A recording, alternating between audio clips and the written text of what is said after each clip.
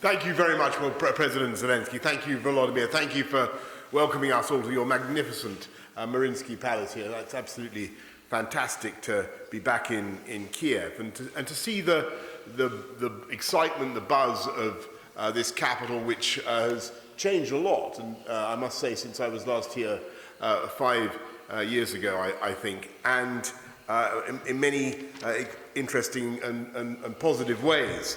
But we have to face a grim reality, which is that as we stand here, Volodymyr, today more than 100,000 Russian troops are gathering on your border in perhaps the biggest demonstration of hostility towards Ukraine in our lifetimes. And the potential deployment dwarfs the 30,000 troops that Russia sent to invade Crimea in 2014. Since that time, of course, as everybody knows, 13,000 Ukrainians have been killed, and Ukraine has been plunged into nearly a decade of war. It goes without saying that a further Russian invasion of Ukraine would be a political disaster, a humanitarian disaster. In my view, it would also be, for Russia, for the world, a military disaster as well.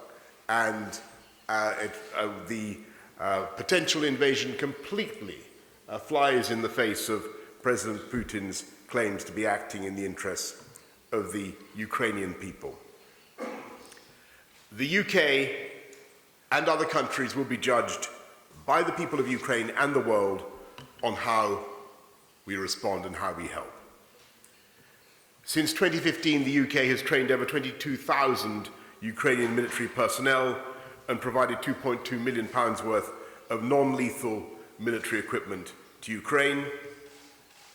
2 weeks ago, we sent anti-tank weaponry to strengthen Ukraine's defences further. And today, I've announced a further £88 million of UK funding to support good governance and energy independence in Ukraine. This will bolster your efforts, Volodymyr, and those of others, to build a free and prosperous Ukrainian society free of malign influences. Alongside other countries, we are also preparing a package of sanctions and other measures to be enacted the moment the first Russian tow cap crosses further into Ukrainian territory. And we have done all this and prepared all this, not as a show of hostility towards Russia, but as a demonstration that we will always stand up for freedom and democracy and Ukrainian sovereignty in the face of aggression. In recent days, I've spoken to the leaders of the United States, France, Germany, Italy, the NATO Secretary General, and others. All agree on the fundamental importance of supporting Ukraine's self-determination. Because the people of Ukraine have the inalienable right to choose how they are governed and, indeed, which organisations they aspire to join.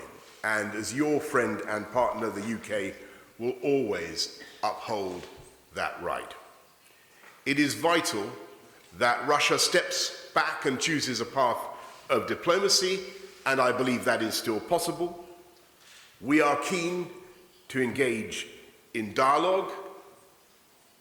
Of course we are, but we have the sanctions ready, we're providing military support, and we will also intensify our economic cooperation, because we are a firm and enduring ally of Ukraine and a supporter of Ukraine's territorial sovereignty and integrity. Thank you all very much. Дякую, шановні колеги.